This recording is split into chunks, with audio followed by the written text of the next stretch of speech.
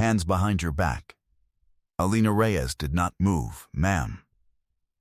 Hands, now. She looked at the officer in front of her. Deputy Garrett Solis. She knew his name because she had read his personnel file 14 days ago when she was preparing to take command of his division. She had noted at the time that he had 2 prior complaints in his jacket, both marked resolved. No further action. She had planned to address that on Monday. Officer Solis, she said, her voice completely even. I have not stolen anything. I would like you to look at the bags in my hands and the receipts inside them before we go any further. We got a call. His hand closed around her wrist. Female, dark jacket, walked out of the store near the food court without paying. You match the description. I paid for everything in these bags. I can show you. You can show me at the station.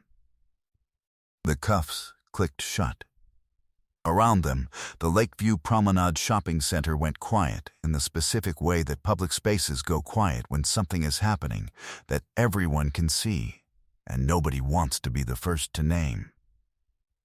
Elena stood with her wrists locked behind her, shopping bags on the floor where Solis had knocked them, and she looked straight ahead at nothing in particular. She did not argue. She did not cry. She did not raise her voice. She counted. She counted the body camera blinking red on Solis's chest. She counted the 3 phones already pointed at them from across the corridor. She counted the number of days until Monday, 4. What Garrett Solis did not know, what his partner, Officer Danny Reyna, standing 2 steps behind him with her hands clasped and her jaw tight, was beginning to suspect, was that the woman standing in handcuffs in the Lakeview Promenade on a Thursday afternoon was the reason both of them had gotten a new reporting structure memo in their inbox that morning. She was their new commanding officer, and she was counting everything. If you have ever watched someone treated like they were nothing, and then watched that same person become the reason an entire institution had to answer for itself, type 777 in the comments and tell us where you are watching from. This story begins not with power, but with 4 days and a silver pin. Elena Reyes grew up in Cebu City, in a house on a street that flooded every rainy season and smelled of adobo and laundry and the particular damp warmth of a home where too many people live in too little space and nobody minds. Her mother, Caridad, was a barangay health worker. She walked her routes 6 days a week, checking on families the city had forgotten to check on, carrying a bag of supplies that was always running low and a patience that never ran out. She was not a woman who spoke loudly. She had learned, over years of knocking on doors that did not open easily, that volume was the least efficient tool available to her. When Elena was 16, she watched her mother spend 40 minutes in a government office trying to get a family's medical subsidy reinstated. The clerk was dismissive, then rude, then briefly contemptuous. Caridad listened to all of it without raising her voice. When the clerk finished, she asked one question, quietly, and waited.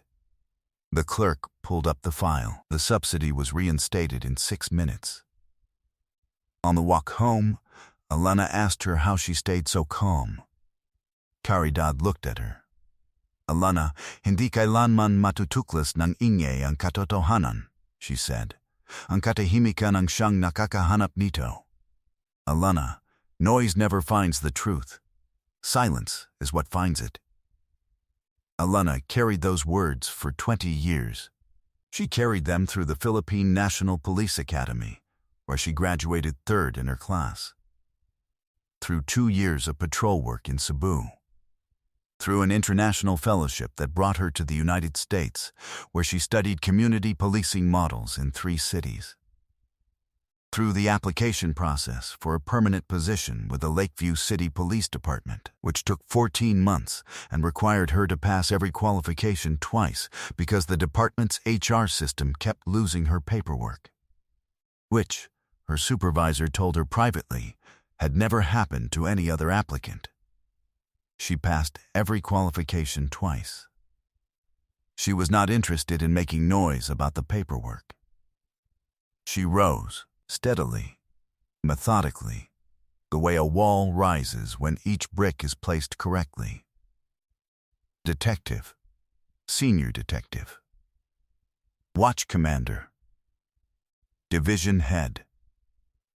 12 years of service, 0 sustained complaints, a closure rate on violent crimes cases that the department's own annual report cited as the highest in the division's recorded history. 3 weeks ago, she had been offered the position of captain of the Lakeview Promenade Precinct, the precinct responsible for the shopping district and its surrounding neighborhoods, by Chief Daniel Marcos, the first chief of Filipino descent in the department's history. She had accepted on a Wednesday. She was due to be sworn in on Monday. Her mother had flown from Cebu for the ceremony. She was staying in Alana's spare room, sleeping late because of the time difference, waking up to cook rice and ask questions about the department that Alana answered more carefully than she answered any interrogation. The morning of her arrest, Alana had kissed her mother on the cheek, told her she was going to buy something to wear to Monday's ceremony, and driven to the Lakeview Promenade. She was in a dressing room for 22 minutes trying on a blazer she eventually decided was the right one when a woman in a black loss prevention vest moved quickly past the dressing room door toward the exit. Alana noticed her only because of how she moved. Too purposeful. Arms too controlled. She had spent 12 years noticing exactly that quality of movement in exactly that kind of space. She bought the blazer. She paid at the register. She walked out the front entrance with her receipt in the bag. 4 minutes later, Garrett Solis closed his hand around her wrist. The precinct substation inside the Lakeview Promenade was a small office with fluorescent lighting and a metal desk and a chair that wobbled on the uneven floor. Alana sat in it with her wrists cuffed behind her and her shopping bags on the floor by the door where Solis had left them, and she looked at the ceiling and breathed. Solis stood by the desk, one hand on his radio, the other on his belt. He was 34 years old. He had been with the mall precinct for 7 years. He had the specific posture of a man who is accustomed to having the most authority in whatever room he entered. Let's start with your name. Elena Reyes. Address, she gave it. And you're telling me everything in those bags was paid for? Yes, the receipts are inside the bags. The blazer is in the large white bag. The registered timestamp will match the store's camera. I left through the front entrance, not the food court exit. Solis looked at her bags. He looked at her. The call said food court exit. I used the front entrance. 4 minutes after the person who used the food court exit, which your store camera will confirm. Solis crossed his arms. You seem to know a lot about camera angles. I've worked 12 years in law enforcement, Elena said. I tend to notice cameras. Something shifted in Solis's expression. He did not uncuff her. His partner, Officer Danny Reyna, stood near the door. She was 27, 2 years in, and she had not said a single word since they entered the substation. She was watching Elena the way someone watches a situation they are not sure they should be part of. Solis, Reyna said. Her voice was careful. She's offering us the receipts. We could just look. When I want your input, Reyna, I'll ask for it. Reyna looked at the floor. But she did not leave the room. She stayed exactly where she was, which Elena noted and filed away. Solis pulled out his incident report form and clicked his pen. For the record. Did you resist during the stop? No. Did you comply immediately with officer instructions? I asked to show you my receipt. I asked 3 times. That's not what I asked. Then no, Alana said. I complied with the instructions. The instructions were incorrect. Solis wrote something. Alana watched his pen. Sir, Raina said, still careful, still near the door. Maybe we should let her show us the receipt before we file the... Raina, the pen stopped. Go wait outside. Raina did not go outside. She took one step back toward the door and stopped.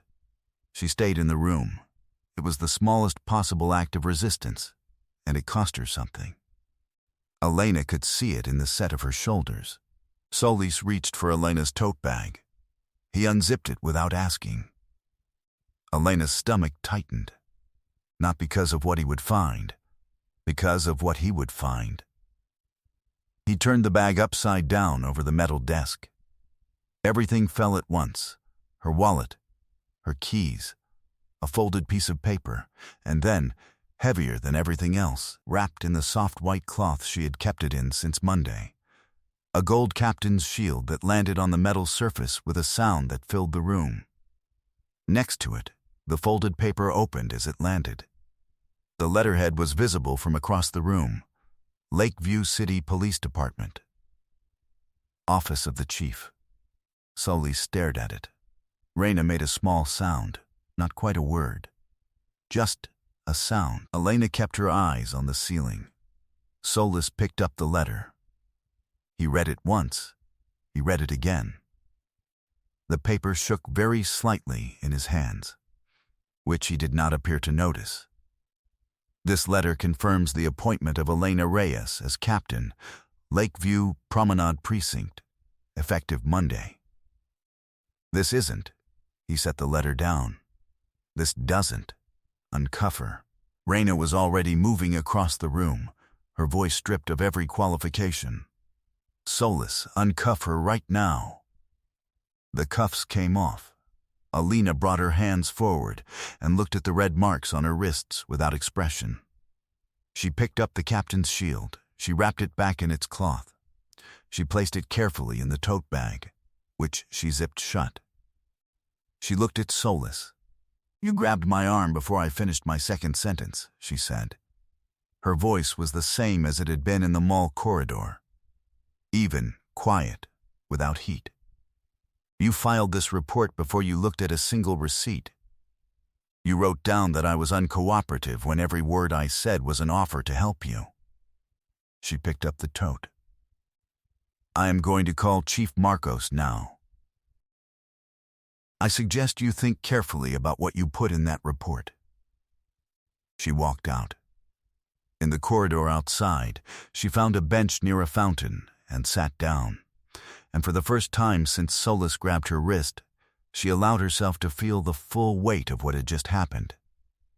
Her wrists throbbed. Her hands were not entirely steady. She reached inside the collar of her shirt. The small silver Sampaguita pen was still there, clipped to the inside seam where she had put it that morning. The pen her mother had given her the day she graduated from the academy, the one she wore on every important day, tucked where no one else could see it. She held it for a moment through the fabric. Then, she took out her phone and called Chief Marcos. Marcos listened to everything without interrupting. When she finished, he said 2 sentences. Document everything while it's fresh. Monday is still Monday. She hung up and took out a small notebook from her tote and wrote down every detail she could remember. Times, words, the exact sequence of Solis's hands, the moment Raina said uncuff her, and what it had cost the younger officer to say it. She wrote it in the careful, even hand she used for case notes, because that was exactly what this was. She wrote it on a bench in a shopping center, with fountain water behind her and the smell of pretzels from a food stand nearby, and she did not let herself stop until she had written down everything she knew. The call Solis made from the substation parking lot lasted 4 minutes. Elena did not hear it. But she would find out what was said. Deputy Chief Raymond Fuentes had been with the Lakeview City Police Department for 19 years.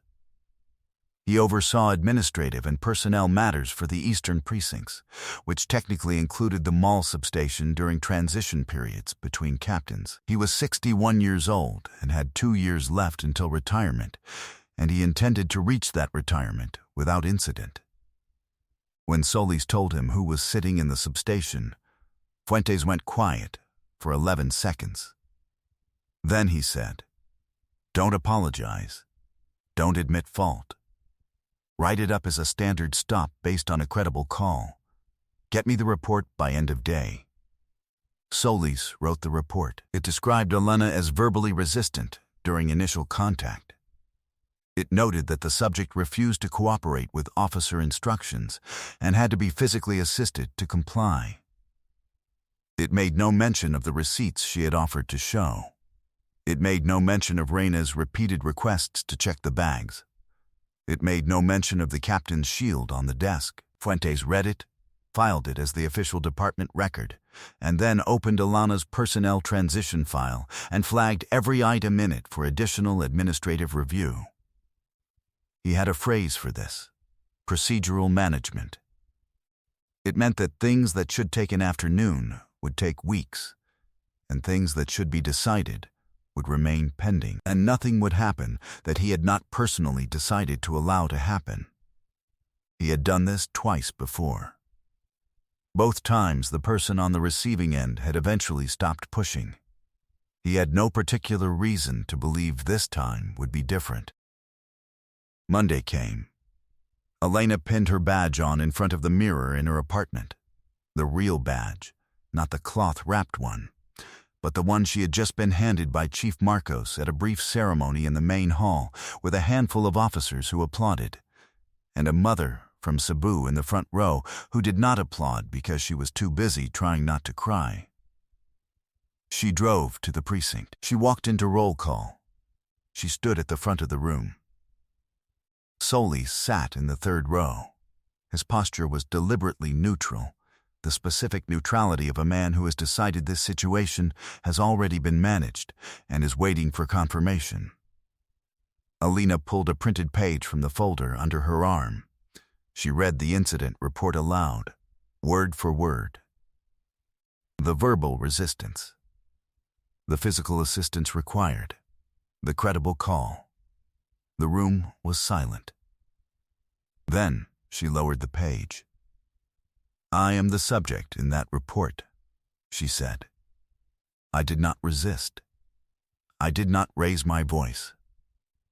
I asked to show my receipt 3 times. Every word I said was an offer to resolve the situation correctly." She looked at the room. "I am reading it to you so you understand what accountability looks like in this precinct starting today. Not the version that protects the department from inconvenience, the version that is true." She turned to Solis. "Officer Solis, you are reassigned to overnight administrative duties pending a formal review of Friday's incident." Solis's jaw tightened. He said nothing. "That's all," Elena said. "Let's get to work." The room emptied. Solis left without making eye contact with anyone. Reina lingered near the door. She caught Elena's eye for half a second, then looked away and walked out. Elena noticed. She noted it. The memo arrived in her inbox the next morning. Per procedural review under Transitional Personnel Authority, the reassignment of Officer G. Solis dated Monday is hereby suspended pending administrative evaluation. Officer Solis is to return to his regular post effective immediately. It was signed by Deputy Chief Raymond Fuentes. Elena read it twice. She set her coffee down. She sat very still at her desk for a moment. Then she opened her notebook and turned to a new page and wrote 2 words at the top. Fuentes, pattern. She spent the next 4 days pulling archived complaint files from the mall precinct. It was slow work, conducted after hours in a records room that smelled of old paper and copier toner. Cross-referencing names and dates and outcomes. She found what she had begun to suspect she would find. 4 prior complaints. All from the mall precinct corridor. All from customers of color who had been stopped without cause, held without charges, released without apology. All resolved quietly, with non-disclosure agreements attached, within 10 days of filing. All 4 resolutions bore the same signature: Raymond Fuentes. She sat back in the records room chair and looked at the ceiling and breathed for a long moment. This was not one officer with bad instincts. This was a system that had been protecting itself, quietly, with paperwork and signatures, and a procedural clause nobody had ever thought to question, for at least 4 years. She made copies of everything, 3 sets. She took them home and put them in 3 different places. Then, she requested a hearing date from the department's internal review board. The response came back. The board's schedule was currently full. A date would be provided in due course. She requested again. The board's administrative coordinator apologized. These things took time. She recognized the shape of this. She had seen it before from the other side of a desk. The machinery of delay that looks like process and functions like a wall. She called the city's Independent Police Oversight Commission directly. Commissioner Eva Ramos had held her position for 6 years. She was the kind of official who returned calls the same day and asked questions that made people uncomfortable because they were specific. She listened to Elena's account without interrupting and asked for a meeting the following morning. Elena brought everything: the incident report and what it said, her own written account and what it didn't say, the 4 archived complaints and their resolutions, the signatures, the timeline of delays since she had requested a formal hearing. Ramos looked at it all for a long time. "This is a documented pattern with a paper trail," she said finally, "and it's been running through one signature for 4 years. Yes, your hearing request. Why is it being delayed? Because the person responsible for scheduling it works in the same administrative structure as the person who overturned my first decision as captain." Elena kept her voice even. "They are not the same person, but they are protecting the same interest." Ramos picked up her pen. "My commission has independent subpoena authority. We don't schedule through the department's calendar. We set our own." She looked at Elena. "I can have a public session convened within 5 days. Once I issue the notices, the department cannot postpone it." "I would need Solis's body camera footage," Elena said. "It was filed with Internal Affairs by his partner, Officer Reyna. It's in the system permanently. But I would also need," she paused. "There may be store security footage from the day of the arrest. I requested an official copy. It disappeared from the mall's system shortly after. I was told it was a data error. I don't believe it was." Ramos wrote something on her pad. "Is there any possibility a backup exists?" "I don't know," Elena said. "But I think it's worth asking." Officer Danny Reyna had filed the body camera footage herself. She had walked it to Internal Affairs directly, bypassing Solis, the afternoon after Elena came to her office for a quiet 10-minute conversation that had not been entered on any calendar. In that conversation, Elena had not asked her to do anything. She had shown her the department's actual body camera policy, the one that required footage connected to a misconduct complaint to bypass the reporting officer entirely, and she had shown her what Solis had told her about that policy, which was the opposite of what the policy said. Reyna had read it twice. "He told me it protected both of us," she said. "It protected him," Elena said. "Not you." Reyna had filed the footage that afternoon. Solis found out by Wednesday. By Thursday, her usual shift requests were being reviewed more slowly. The officers who used to wave her over at the diner after shift had found somewhere else to sit. She sat alone at a corner table on Thursday evening with cold coffee and the specific loneliness of a person who has done the right thing and not yet received confirmation that doing the right thing was worth it. She sent Elena a text at 11 that night. Just 3 words. It's getting quiet. Elena texted back too. It won't be. The mall's loss prevention manager, a woman named Grace Pineda, who had been the one to make the original radio call, and who had been quietly sick about it ever since, received a formal notice from the Independent Police Oversight Commission 3 days after Ramos issued it.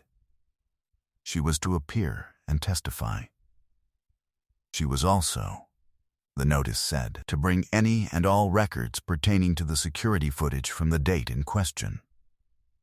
Grace sat in her office and stared at the notice for a long time. Then, she opened her bottom desk drawer and took out a small external hard drive she had plugged in on the evening of the arrest, before anyone had asked her to, because something about the whole situation had made her stomach turn, and she had learned, after 12 years in loss prevention, to trust that feeling. She called Commissioner Ramos's office directly. "I have the footage," she said, "both angles. The real shoplifter at 2:51. Captain Reyes walking out the front entrance at 2:56. Time-stamped and unedited." She paused. "The official copy was deleted from our system 4 days ago. I don't know who authorized it. But this one was on my personal drive. Nobody knew it existed." The commission's public session was held in the City Hall Council chambers on a Tuesday morning. Every seat was full. The press gallery was standing room. Off-duty officers who had heard the notice went out, sat in the back rows, deciding whether to look uncomfortable or concerned or both. Alana sat in the front row in plain clothes, no badge on her chest. 4 other people sat near her, Reina in uniform, Grace in the dark vest of the mall's loss prevention office, an attorney from the city's civil rights division, and an older woman in a pale yellow blazer who had flown from Cebu and did not understand every word, but understood everything important. Caridad Reyes sat with her hands folded in her lap and watched the room with the patient attention of a woman who had spent 40 years knocking on doors that did not open easily. Commissioner Ramos called the session to order. She began with Reina. "Officer Reina, you were present during the arrest of Elena Reyes at the Lakeview Promenade on Thursday. You filed body camera footage with Internal Affairs the following afternoon. Why did you file it directly rather than routing it through Sergeant Solis?" Reina sat straight. Her hands were steady. "Because Captain Reyes showed me the actual policy. Officer Solis had told me the footage needed to go through him first. That's not what the policy says. Once I understood that, I filed it the right way." She paused. "I should have done it the same day. What does the footage show?" Captain Reyes standing still with her bags in her hands, asking to be allowed to show her receipt. Solis closing his hand around her wrist before she finished her second sentence. No resistance. No raised voice. "The incident report that was filed does not describe what I saw." The chamber absorbed this. Ramos turned to Grace. The footage played on the council chamber's projection screen. 2:51, a woman in a black jacket moving fast between racks near the food court exit, items tucked under her arm, out the side door.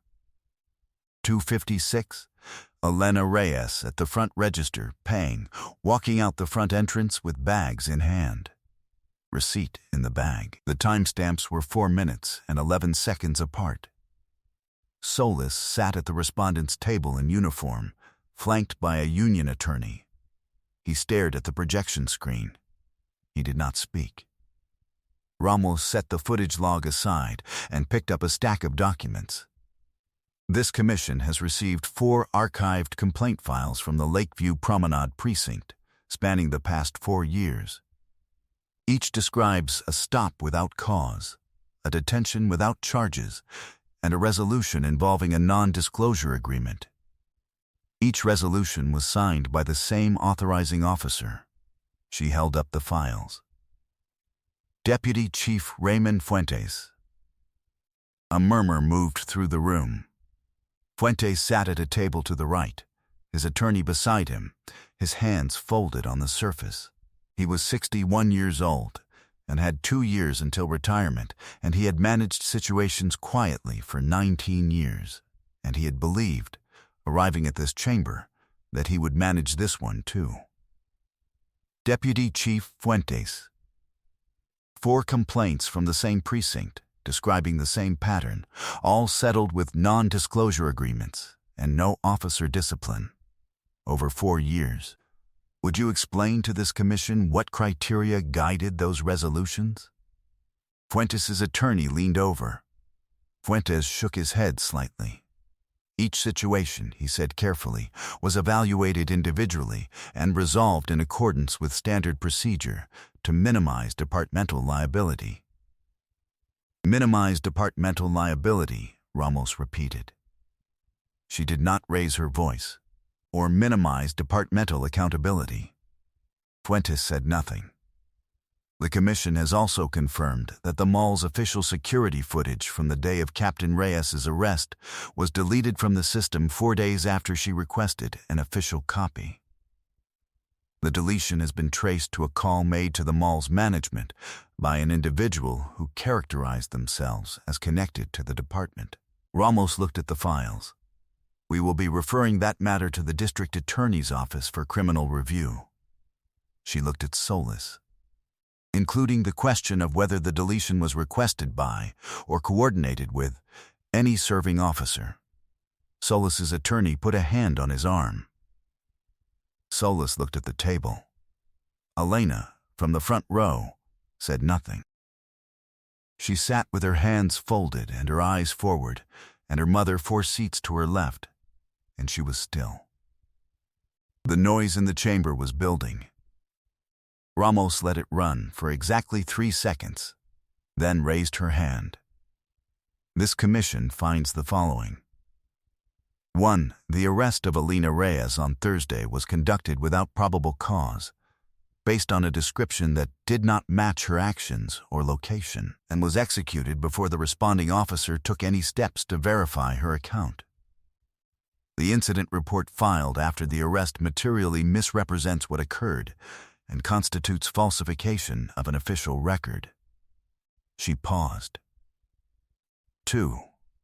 Deputy Chief Raymond Fuentes engaged in a sustained pattern of institutional suppression of civilian complaints over a minimum period of 4 years, using his administrative authority to resolve complaints before investigation and prevent accountability for the officers involved. This commission finds this conduct consistent with abuse of administrative authority and will refer the full record to the district attorney's office. Fuentes' attorney said something quietly. Fuentes looked at the table. 3. The administrative leave placed against Captain Reyes on. Ramos checked the date. The evening before her scheduled internal hearing is hereby recognized as procedurally improper and issued in direct conflict of interest by the officer being investigated. It is reversed, effective immediately, with all records expunged. The chamber broke into sound. Ramos let it go for a moment. Then, Captain Reyes. Elena stood. This commission recommends your immediate reinstatement as captain of the Lakeview Promenade Precinct, with expanded oversight authority over all complaint processing and resolution procedures within the precinct. Effective today. From 4 seats to her left, a woman in a yellow blazer from Cebu pressed both hands over her mouth. Elena looked at her mother. Caridad was not crying. She was doing what she had always done when something important happened that she had worked a long time toward. She was very, very still. And her eyes were full. Ang katahimikan ang siyang nakakahanap nito.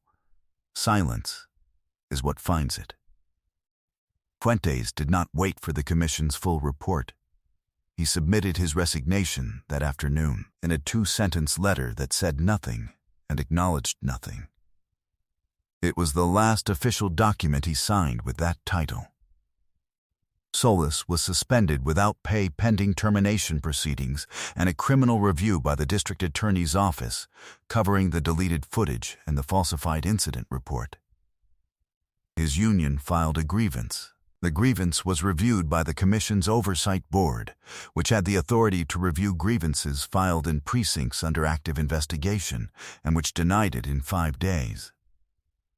Reina received a formal commendation from Chief Marcos for her role in preserving and correctly filing the body camera evidence. She was offered a transfer to whatever precinct she chose. She chose to stay. Grace Pineda received a letter from the Commission acknowledging her preservation of the security backup as a material act of civic responsibility. She framed it. She hung it in the loss prevention office beside the Monitor Bank, where her staff could see it every day. On the Thursday after the session, Alina walked back into the Lakeview Promenade. Same corridor, same stores, same fountain at the center that had been running, presumably, every day since. She walked to the mall's security substation, signed her name on the precinct's oversight registry in the new permanent format that Ramos's commission had mandated, time-stamped, chain of custody, countersigned by civilian review, and placed her official nameplate on the substation counter. She set it down carefully, in the same place where Solis had once upended her tote bag to prove a point that had not survived the week. She looked at it for a moment. Then, she reached inside the collar of her blazer. The Sampaguita pin was there, silver, small A national flower, given by a mother on the day her daughter first earned the right to wear a badge. She unclipped it from the inside seam where it had lived for 12 years, on the inside, where it could not be taken, where she could always feel it, and she held it in her palm. She thought about a corridor in a shopping center where a man had decided, in the first 5 seconds, that she did not belong there. She thought about the sound of the cuffs closing.